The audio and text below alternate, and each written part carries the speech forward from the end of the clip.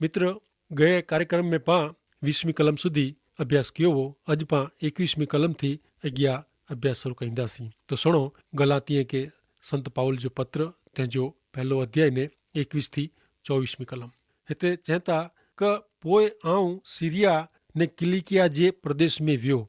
उन टाइम ते यहूदीअ जी ख्रिस्ती समाज मंडल जा लोग मूंखे व्यक्तिगत रीते ओळखंदा हुआ। उ ॼाणंदा हुआ क माण्हू जेको पांखे सताईंदो हो उ त हाणे जिन विश्वास जो उ हिकियार नाश करे ला प्रयत्न कईंदो हो इनके ज़ाहिर करे थो। तंहिंला मुंहिंजे कारणे उनी ईश्वर जो भजन कयो। यरूशलेम शहर जा विश्वासी लोग पाउल जो स्वीकार कईंदे अचकंदा हुआ। એટલે બારનાબાસ जी मदद मिलई नवी तो यरूशलेम जी समाज मंडली पाउल जो स्वीकार करे तंहिंला संत पाउल के कदाच लंबो टाइम वाट नेरणी पे। पाउल यीशु ख्रिस्त जे समाज मंडल जे लोग जी सतावणी केवे लोग ते जुलम गुजारे वे तंहिंला उ विश्वासी पाउल जो स्वीकार कईंदे अचकाईंदा हुआ। पण बदलाण जीवन जो थिए एतिरे कोरो उ ॼाणंदा हुआ। उ ॼाणंदा हुआ क पृथ्वी खे डगाई ॾे अहिड़ो अनुभव कोरो आहे जेको मानवी खे समूरो बदिलाए विझे थो। छतां उन जे मन में अचींदो न हो क तारसस शहर जो साउल बदलायो हुए, हृदय परिवर्तन पामियो हुए। अहिड़ो थिए उ उन खे असे खे लॻंदो हो। संत पाउल 21 થી 24 कलम में इन जे जीवन परिवर्तन जो हिवाल ॾे थो। गलातीअ के पत्र बीजो अध्याय ने पहली कलम में चे में आयो आहे क 14 वरे पोइ आऊं बारनाबास भेरो यरूशलेम पाछो वियो। उन टाइम में तीतस मूं भेरो हो। तीतस के पिंड भेरो कोठी वञे में पाउल बरोबर ॾापण वारो कमु कयो। तीतस हिकिड़ो युवान बिन यहूदी प्रचारक हो। प्रेरित जा कम इन जे 15वें अध्याय में नोंधे में आयो आहे क यरूशलेम में वॾी सभा बेरी थई हुई। तॾहिं जिन सवाल जी चर्चा थिए वारी हुई वो क मानवी के ईश्वर कृपा से मुक्ति मिले थी क पोइ मानवी के मूसा जे नियम शास्त्र जी जूसरी नीचे अचे जो वे थो। तंहिंला दृष्टांत तरीके संत पाउल वटे तीतस जो पूरा हो। तीतस जी मूसा जे नियम प्रमाणे सुन्नत करे में आवी न हुई। कोरो तीतस के सुन्नत करे जी फर्ज पाड़े में अचींदी। ही बाबत घणे अगत्य जी बने वारी हुई। ऐं नेरो मित्र यहूदी विश्वासी धर्म शिक्षक अहिड़ो चवंदा हुआ क यरूशलेम जी समाज मंडल जो मत अहिड़ो आहे क यीशु ख्रिस्त ते विश्वास करींदड़ हरेक विश्वासी के मूसा जे नियम शास्त्र जो अमल कियो ज खपे। मूसा जा नियम पारिया ज खपे। यरूशलेम जे समाज मंडल में मिड़ेज विश्वासी लोक हुआ ने उ मूसा जे नियम शास्त्र प्रमाणे हुआ। यहूदी हुआ तंहिंला उन्ही जो बदलाण थियो। तंहिं पहिलां उन्ही में जा घणे अञा यरूशलेम जे मंदिर में झुनी रीत रिवाज प्रमाणे ईश्वर जी आराधना भक्ति ला वेंदा हुआ। हकीकत में त उ विश्वासीअ जी आराधना भक्ति ला भजन स्थान बनणो खपंदो हो। पाउल ने बारनाबास होते यरूशलेम में नियम ने ईश्वर जी कृपा संबंधी अधिकार वारो मत मेળવેલા आया हुआ। हाणे ॿई कलम में कुरचता नेरियो होते मूंखे वञणो ज खपे अहिड़ो ईश्वर मूंखे जणायो तंहिंला आऊं वियो। आगेवान साथे जी कहानगी सभा में ॿिन यहूदीअ खे आऊं जेको शुभ संदेश ज़ाहिर कयां थो इन विषय आऊं उन्ही खे सम्झायो। मुंहिंजो पहले जो ने हेवर जो कमु नकामो वञे अहिड़ो आऊं एचंदो न हो। संत पाउल समझदा हुआ क प्रभु यीशु ख्रिस्त जा प्रेषित जेको शुभ संदेश जो प्रचार कईं था इन्हू ज कोई अलॻि ज शुभ संदेश जो प्रचार कंदो वे त खरेखर कीअं खोटो थई रहियो हो। किथे खतरनाक भूल थई हुई। संत पाउल वो कबूल करेला तैयार हुआ क ज आऊं अलॻि ज शुभ संदेश जो प्रचार कंदो हुआ त आऊं गंभीर भूल कई हुई। आऊं नकामी मेहनत कई हुई अहिड़ो चवाजे। नकामो आऊं दौड़ियो चवाजे। कदाच मूंखे खोटी माहिती मिली वे तंहिंला संत पाउल यरूशलेम वञे थो ने यीशु ख्रिस्त जे प्रेषित साथे उ शुभ संदेश विषय चर्चा करे थो। संत गलातीअ के पत्र जे बीजे अध्याय जी 3 ने 4 कलम में चवंदा क मुंहिंजो साथी तीतस ग्रीक वो छता इन जी सुन्नत करे जी फर्ज पाड़े में आवी न हुई। जेकी भा अयूं अहिड़ो ढोंग कईंदल संगत में शामिल थियल केतिराक माण्हू इन जी सुन्नत कराए ला मंगदा हुआ। ही लोग जासूस वारे जी संगत में घुसी विया आहिनि ने प्रभु यीशु ख्रिस्त जे सबंध जे कारणे पांखे मिलल स्वतंत्रता विषय बातमी मेળવેલા मंगे था। वो असांखे फिरी थी बंधन में रखेला मंगे था। पाउल जिते प्रभु यीशु ख्रिस्त जे शुभ संदेश जो प्रचार कंदो हो होते विश्वासीअ जी संगत में केतिराक लोग बनावट करीने घुसी विया हुआ। उ सच्चा विश्वासी न हुआ। उ यीशु ख्रिस्त में विश्वासीअ के जेको मिले थी स्वतंत्रता इन विषय जासूस करेला आया हुआ।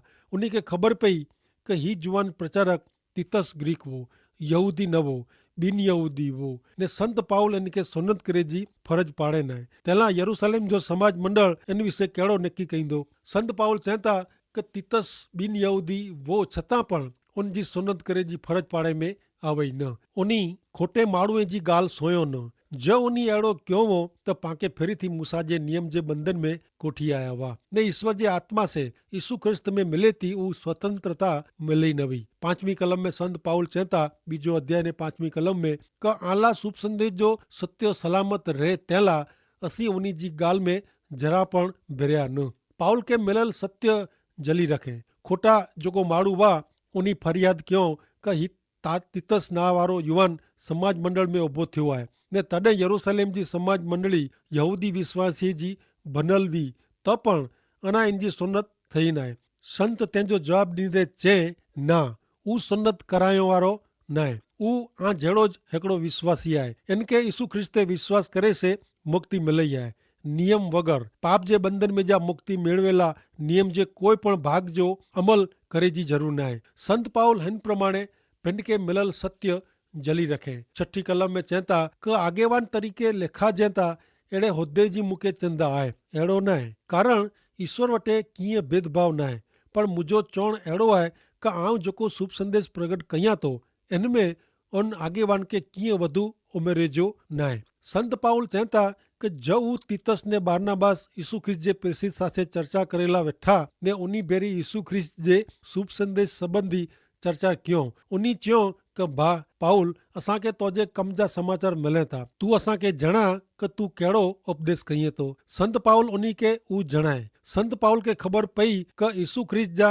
ही प्रेषित इन जे उपदेश में कीअं वधारो करेला मंगदा न हुआ। यीशु ख्रिस्त जे शुभ संदेश विषय ऊ जेको उपदेश कईंदो हो इन में उन्हीं के कीअं वधारे जी ज़रूर न हुई। संत पाउल लोक के ईश्वर जी कृपा विषय उपदेश ॾींदो हो ने ऊ पण ऊ ज उपदेश ॾींदा हुआ। यीशु ख्रिस्त में मानवी ला तैयार करे में आवल ईश्वर जी कृपा बॉय पक्ष के समझाई वियो क हू हिकिड़े ॿिए साथे सहमत हुआ। बॉय पक्ष हिकिड़ो ज शुभ संदेश ॾींदा हुआ ने ही बाबत नोंदे जहिड़ी आहे। संत पाउल अॻियां ॿिजे अध्याय जी 7वीं कलम में चवता क इन्हनि उल्टो उन्हीं के ख़बर पई क ईश्वर जी यहूदीअ के उपदेश जाहिर करे जो कम पीतर के सौंपियो हो तीं ॿिनि यहूदीअ विचे शुभ संदेश प्रगट करे जो कम उन्हीं मूंखे सौंपियो हुयो। पांखे हू समझी गने जी ज़रूर आहे क पीतर जो शुभ संदेश ने संत पाउल जो शुभ संदेश अहिड़ा अलॻि अलॻि ॿ शुभ संदेश नहीं। शुभ संदेश विषय बॉय सहमत हुआ। पाउल ॿिनि यहूदी लोक के प्रभु यीशु ख्रिस्त जो शुभ संदेश ॾिन जो हो जॾहिं पीतर के यहूदी लोक के संत पाउल के ॿिनि यहूदी लोक ला प्रेषित ठहराए में आयो हो। सुन्नत करे वगर जा लोग जॾहिं पीतर सुन्नत करे वेला इंजी जाति जा एतिरे क यहूदी लोक के शुभ संदेश ॾिन जो हो। प्रेषित पाउल हाणे ॿिजे अध्याय जी 8वीं कलम में चवता कि जी पीतर के ईश्वर जी शक्ति से यहूदीअ जो प्रेरित बनाए में आयो तीं मूंखे ॿिनि यहूदीअ जो प्रेषित बनाए में आयो आहे। हमेशा मद जो स्वाद चखे से मद जी ख़बर पए उन्हीं के कहिड़ा परिणाम मिलिया। पीतर जॾहिं प्रभु यीशु ख्रिस्त जो शुभ संदेश प्रगट कयईं जंहिंजे परिणाम में घणे लोग प्रभु यीशु ख्रिस्त जे शरणे अची ने उद्धार मेळवियो। संत पाउल जॾहिं प्रभु यीशु ख्रिस्त जो शुभ संदेश प्रगट कयईं तॾहिं पण घणे लोग प्रभु यीशु ख्रिस्त जे शरणे आया ने मुक्ति मेळवियो। ऊ ॿोए हिकिड़ो शुभ संदेश जाहिर कईंदा हुआ। एतिरे ईश्वर जे हिन सेवा कम जो माप सेवा कम जा परिणाम आहे। परिणाम अचे अहिड़े सेवा कम के पैसे जो ने प्रार्थना जो टेको कहणो ख़ासी ॻाल्हि आहे। भले हाणे 9वीं कलम सुणो। तंहिंला समाज मंडल जा स्तंभ जहिड़ा याकूब पीतर ने यूहन के ख़ातिरी थई क ईश्वर मूंखे ही ख़ासि कमु सौंपियो हुयो ने तंहिंला उन्हीं बारनाबास ने मुंहिंजो आवकार कयो। भेरा कम करींदल तरीक़े असीं मिड़े सहमत थिया क असांखे ॿिनि यहूदी लोक में कमु करणो ने हू यहूदी विचे कमु कयईं। यीशु ख्रिस्त जा प्रेषित पाउल जे प्रेषित पद जो स्वीकार कयो हो। हिन कलम में आवकार शब्द संगत वताए थी। यीशु ख्रिस्त जा प्रेषित बारनाबास ने पाउल जो पंहिंजी संगत में स्वीकार कयो हो। उन संगत में व्यक्तिगत अंगत संबंध हुआ। ही संगत यीशु ख्रिस्त जे अनुयायी जी संगत हुई। इनमें हिकिड़े कुटुंब जहिड़ी भावना वे थी कारण विश्वासी यीशु ख्रिस्त जे शरणे अची ने ईश्वर जे कुटुंब जा सभ्य बने था। यीशु ख्रिस्त ते विश्वास करींदल के यीशु ख्रिस्त जे शरणे अचींदल के ईश्वर जा संतान बने जो अधिकार ॾिने में आयो आहे ने ई ईश्वर जा संतान ईश्वर जे कुटुंब जा सभ्य बने था। जेथी हिकिड़े कुटुंब जी भावना जहिड़ी हूंदे अंगत ने व्यक्तिगत संबंध में टेकी रहनि था। कोरो ई मित्र यीशु ख्रिस्त जे शरणे अची ने ईश्वर जा संतान बन्या आयो ईश्वर जे कुटुंब जा सभ्य बन्या आयो जो अञा पण आई ईश्वर નું સત્ય સનાતન જીરા ને પવિત્ર जेको हिकिड़ा मात्र ईश्वर ऐं उन्हनि छेटा आयो तो ईश्वर साथे सीधे संबंध में अचे जो ऐं कुलाए ठारियो था। ईश्वरનું छेटा રહેમે અહીં કેળો લાભ ગોત્યો था। આલા ईश्वर के मुझी ऊज प्रार्थना आए कि ईश्वर साथे सीधे संबंध में अचेला ईश्वर आके कृपा ॾियो। भले हाणे अॻियां नेरियूं बीजे अध्याय जी 10वीं कलम। उन्हीं एतिरो ज चयो कि उन्हीं जी संगत में जेको गरीब आया उन्हीं जी ज़रूरियात के यादि रखणी ने तंहिं लाइ आऊं पण घणे महिनत कई हुई। पाउल पोइ यरूशलेम जे समाज मंडल लाइ राहत फाळो ओघराईने पाछो आयो, कारण यरूशलेम जे समाज मंडल जी भारे सतावणी थई हुई ने हुते जे गरीब विश्वासी जी हालत घणे ख़राब हुई। संत पाउल जे जीवन में बदलाव थियो तंहिं अगाऊ उहो पिंड यीशु ख्रिस्त जे शिष्य जी भारे सतावणी कयवें। तंहिं लाइ उहो पंहिंजे हथ से यरूशलेम जे समाज मंडल लाइ राहत फाड़ो भेरो करेला ने भेरो करीने ॾिनेला मंगदो हो। ही सामाजिक सेवा हुई। यरूशलेम जे प्रेसित पाउल के विनंती क्यों क भा पाउल गरीब जी मदद करे जो बोलजे न। वो याद रखी पाउल मदद ला मेहनत के। हाणे पां अंत्योक शहर में सिमोन पीतर साथे पाउल जो अनुभव नेरियूं। अंत्योक शहर में समाज मंडल बिन यहूदी लोग जो विश्वासी जूथ हो, जेकी इनमें यहूदी विश्वासी पण हुआ, एतिरे उहो हिकिड़ो मिक्सचर समाज मंडल हो। शुरूआत जो समाज मंडल किन रीते कम कईंदो हो उहो ध्यान में न रखो तो होते कोरो थियो उहो समझी सकाजे न। उहो लोग प्रभु भोजन साथे प्रेम भोजन पण पारींदा हुआ। पाउल इन विषय करंथी लोग के पत्र में घणे चए आहे। शुरूआत जा विश्वासी भोजन करेला भेरा थींदा हुआ, प्रेम भोजन माटे पण भेरा थींदा हुआ। प्रभु भोजन जो संस्कार पारे अगाऊ हाणे जॾहिं बिन यहूदी लोग उद्धार मेळवियो तॾहिं हिकिड़ी मुंझवण उभी थई। विश्वासी जी संगत में यहूदी विश्वासी हुआ जेको कॾहिं पण प्रतिमा के चढ़ावेल खोराक खाधो न हो। बिन यहूदी लोग विश्वासी थिया तंहिं अगाऊ प्रतिमा पूजक हुआ ने उहो प्रतिमा के चढ़ावेल खोराक विषय जाणदा हुआ। उहो मूसा जे नियम शास्त्र में जंहिंजी मनाई फरमाए में आई हुई अहिड़े अशुद्ध प्राणीअ जो मांस पण खाईंदा हुआ। उन खे कीअं फ़र्क़ु पवंदो न हो, कारण उन जो उछेर इन प्रमाणे थियो हो। तंहिं लाइ यहूदी विश्वासीअ जो मन ॾोख न थिए तंहिं लाइ कोरो करी सघिजे। अंत्योक जे समाज मंडल में 2 पंगत रखंदी हुई, हिकिड़ी पंगत यहूदी लोक लाइ ने ॿई पंगत बिन यहूदी लोक लाइ। संत पाउल खाधे लाइ बिन यहूदी समाज मंडल में वेंदो हो। जेकी संत पाउल यहूदी वो छतां उहो बिन यहूदी लोक साथे खेंदो हो, कारण उहो मञंदो हो कि ऐं मांसाहार करियो कि न करियो तंहिंसे कीअं फ़र्क़ु पए नथो। खुराक जी बाबति माण्हू खे ईश्वर वटि कोठी वेंदे नथी कि ईश्वरનું छिटो रखे नथी। हाणे जॾहिं प्रेसित पीतर अंत्योक शहर में संत पाउल जी मुलाक़ात ते आयो तॾहिं इन लाइ ही बाबति हिकिड़ो नवो ज अनुभव हो, कारण उहो परिवर्तन पामियो छतां उहो अशुद्ध खुराक खाधे न हुए। प्रेरित जा कम जे 10वें अध्याय में पीतर कर्नेलियस जे घरे वियो। तंहिं अगाऊ जोप्पा शहर जे धाबे ते प्रभु यीशु ख्रिस्त कोरो चयो हो उहो यादि करियो। हुते इनके हिकिड़ो संदर्शन थियो हो ने इन में स्वर्ग में जा इंसान में हिकिड़ी चादर उतारे में आई हुई जंहिंमें हर एक प्रकार जा अशुद्ध प्राणी हुआ। पीतर हिकिड़ी वाणी सोए। पीतर संत पाउल के अंत्योक शहर में जा मिलेला आयो तंहिं अगाऊ उहो विश्वासी हो, तंहिं छतां अञा उहो खुराक जी बाबति में यहूदी धर्म जे रीत रिवाज के वेड़गी रहियो हो। हाणे प्रेरित पीतर जॾहिं अंत्योक जे समाज मंडल में आयो तॾहिं भोजन जी 2 पंगत इनके नेरेला मिलई, हिकिड़ी यहूदी विश्वासीअ जी पंगत ने ॿई बिन यहूदी विश्वासीअ जी पंगत। हाणे प्रेसित पीतर जेको नेरे इनसे इनके कहिड़े ई असर थई उहो नेरियो बीजे अध्याय जी 11 ने 12वीं कलम। जॾहिं पीतर अंत्योक आयो तॾहिं उहो चोखी रीते ॾोषित हो। तंहिं लाइ आऊं ज़ाहिर में इन जो विरोध कयो। याकूब जा केतिरा माण्हू हुते आया। तंहिं अगाऊ पीतर बिन यहूदी साथे खेंदो हो, पर जॾहिं माण्हू अची पुगा तॾहिं उहो पाछो हटी वियो ने इन भेरो खाधे जो बंदि कयो, कारण बिन यहूदी जी पण सुन्नत थई खपे। अहिड़ो मत धराईंदड़ माण्हूअ जो इनके निरा लॻो। अंत्योक में जेकी बनियो उहो ही हो। खाधे जो टाइम थियो तॾहिं पीतर यहूदीअ जी संगत में वेठो ने पाउल बिन यहूदीअ जी पंगत में वेठो हो। पीतर नेरे कि बिन यहूदी जी पंगत में अशुद्ध प्राणीअ जो मांस पेरसे में आयो हो। भोजन पोइ पीतर पाउल वटि वियो ने पोइ ॿाहिरां वियो। पीतर पाउल के चए कि आऊं नेरींदो हो कि तूं बिन यहूदी भेरो खाधेला वेठो हुए। संत पाउल चए हा।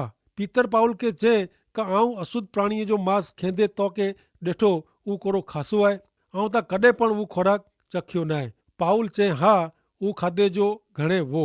पोइ पितर पाउल खे चए क आऊं पण हुते भोजन कयां त कीअं वांदो त न आहे न। पाउल चए आऊं धारियां थो क काल घणे खासी वानगी पिरसे में अचींदी, तूं असां भेरो खेजे ने खाई ने ख़ातिरी करीजे। तंहिं पितर ॿिए ॾींहुं बपोर जे भोजन में ॿिनि यहूदीअ जी भोजन पंगत में वियो ने अचकाईंदे अचकाईंदे पंगत में वेही ने खाधे जी शुरूआत कयईं ने घटो मुंहं में विझंदे ज हू पाउल खे चए क वाह वाह वाह, ही रसोई त घणे स्वादिष्ट लॻे थी। संत पाउल जवाब ॾिने, हा, ईश्वर जी कृपा नीचे हू तोखे खियणो वे त खा ने न खियणो वे त न खा। अहिड़ी वानगी खाधे न खाधे से ईश्वर साथे जे पंहिंजे संबंध में कोई फर्क़ पए नथो। अमुक जात जो खोराक खाधे से ईश्वर नु परिया नथा थियूं ने अमुक जात जो खोराक खाधे से पां वधु ईश्वर नजीक नथा पुजूं। तंहिं लाइ पीतर चए का आऊं मना तो क अॼु राति जो पण आऊं हिते ज रोकांदो ने अॼु राति जो पण कदाच खासी वानगी पिरसे में अचींदी, सांझी जो पण आऊं बेरो खेंदो। तंहिं लाइ सांझी जो भोजन टाणे प्रसिद्ध पीतर ॿिनि यहूदी विश्वासी जी पंगत तरफ़ वरियो। पण तॾहिं हू नेरे क यरूशलेम जे समाज मंडल में जा केतिरा आगेवान अंथियोक जे समाज मंडल जी मुलाक़ाते आया हुआ। तंहिं लाइ पीतर ॿिनि यहूदी विश्वास जी पंगत तोड़ीने यहूदी विश्वासी जी पंगत में चुपचाप वेही रहियो। संत पाउल ही ॾिठे ने पोइ 13वीं ने 14वीं कलम में चयन प्रमाणे क पीतर भेरा ॿिया यहूदी ख्रिस्ती लोग पण ढोंग कयो ने उन्ही जे इन कारणे बारनाबास पण उन्ही में भिरी वियो। जॾहिं आऊं नेरियो क शुभ संदेश जे सत्य मार्ग प्रमाणे वो हले नथा, तॾहिं मिणी वच्चे आऊं पीतर खे चयो, तूं यहूदी छता ॿिनि यहूदी माफ़क जीवे थो ने यहूदी वारे जी न, त पोइ ॿिनि यहूदी ख्रिस्तीअ खे यहूदी माफ़क जीवे जो दबाण तूं कुलाए कईं थो। प्रेरित पीतर इच्छे उन पंगत में खाई सके, इन में कोई वांदो न हो। इच्छा प्रमाणे खाधे जी इनखे छूट हुई। ॿिनि यहूदी भोजन क यहूदी भोजन इनसे कीअं फर्क पए नथो, पण ॿिनि यहूदी पंगत में खाधे पोइ यरूशलेम नु आवल यहूदी आगेवान के नेरीने हू ॿिनि यहूदी भोजन छॾे ने यहूदी पंगत में जमेला विए त पंहिंजे कम से उहो अहिड़ो जणाईंदो हो क ॿिनि यहूदी खोराक खोटो आहे, अयोग्य आहे, अधर्मी आहे, पण यहूदी खोराक धर्म प्रमाणे बरोबर आहे। यरूशलेम नु आवेल मेड़े भा नियम के पारींदा हुआ। ईश्वर जी कृपा नीचे अहिड़ो कहिड़ो उन्ही जो हक़ हो। खोराक जी बाबत में कंहिंखे फर्ज़ कहिड़ी न खपे, जंहिंखे जहिड़ो भावे उहो खाए, अहिड़ी छूट त ॾियणी ज खपे। धर्म के खोराक साथे कीअं पण लागे वળગે नथो। प्रसिद्ध पीतर यीशु ख्रिस्त में इनके मिलई उन स्वतंत्रता में जा फेरी ऊ यहूदी रीत रिवाज में वरियो। पाउल जे ठपके में सौ पहली बाबत ऊ जणाए थी क नियम जो अमल करणो ऊ केतिरो नबरो आहे। ज प्रेरित पीतर यहूदी वारे जी जीवे ऊ बरोबर हो, त पोइ ॿिनि यहूदी लोग यहूदीअ जे रीत रिवाज प्रमाणे जीवे, अहिड़ी इनखे कुलाए इच्छा रखई खपे। ॿिनि यहूदीअ जी पंगत में जा ऊ जॾहिं यहूदी पंगत में जमेला वियो, तॾहिं इन जो अहिड़ो पगलो जणाए रहियो हो क ज ॿिनि यहूदी विश्वासी ईश्वर जी कृपा से नियम वग़ैरह जीवन जीवे ऊ पीतर जी नज़र में बरोबर हो, त कोरो ऊ ॿिनि यहूदी विश्वासी ला अयोग्य क ख़राब हो। प्रेरित पीतर ज नियम वग़ैरह जीवन जीवी सके ऊ योग्य बरोबर हो, त ॿिनि यहूदी विश्वासी इन प्रमाणे जीवन जीवे ऊ कोरो कायदेसर न हो। भले हाणे पाके विश्वास से यहूदी ने ॿिनि यहूदीअ जो उद्धार अहिड़ो शीर्षक प्रेम संदेश नाज जे पुस्तक में नेरल मिले थो, जंहिंमें विश्वास से उद्धार ऊ मुख्य मुद्दो आहे। गलाती 2 अध्याय 15वीं कलम। खरेखर पां जन्म से यहूदी आहियूं ने पापी ॿिनि यहूदी नहियूं। उन समय में यहूदी लोग ॿिनि यहूदी लोग के पापी तरीके लिखींदा हुआ। हकीकत में त तॾहिं ॿिनि यहूदी एतिरे पापी अहिड़ो अर्थ थींदो हो। तंहिं लाइ पाउल जेको ठपको ॾिने ऊ नियम जे अमल जी नबराए वताए थो ने 16वीं कलम में पाउल चए था क छतां पां जाणो था क नियम शास्त्र जी मांगणी पूरी करे से न, पण फक्त यीशु ख्रिस्त में विश्वास करे से ज माण्हू ईश्वर साथे सीधे संबंध में अची सके थो। पण यीशु ख्रिस्त पर जे पंहिंजो विश्वास से पां ईश्वर साथे सीधे संबंध में अचो, तंहिं लाइ पां प्रभु यीशु ख्रिस्त ते विश्वास कयो आहे। कारण नियम शास्त्र जी मांगणी पूरे से कोई माण्हू ईश्वर साथे सीधे संबंध में अचे नथो। यीशु पर जे विश्वास से माण्हू खे मुक्ति अथवा उद्धार मिले थो। तंहिंजी ही चोखी ॻाल्हि आहे। मुंहिंजी ॻाल्हि मनो मित्र, नियम जो अमल करे वारे खे ही कलम खेचे थी। हिकिया नियम जो अमल करींदड़ हिकिड़ो वक्ता चवे तॾहिं हू वॾो अनर्थ कयवे। धर्म विषय जी हर एक पद्धति जा पाया हिन कलम से ध्रुबी वञे था। मुक्ति ता यीशु ख्रिस्त ते विश्वास करींदड़ मानवी के कींक क्यों खपे अथवा इनमें कींक उमेरो कहिड़ो खपे।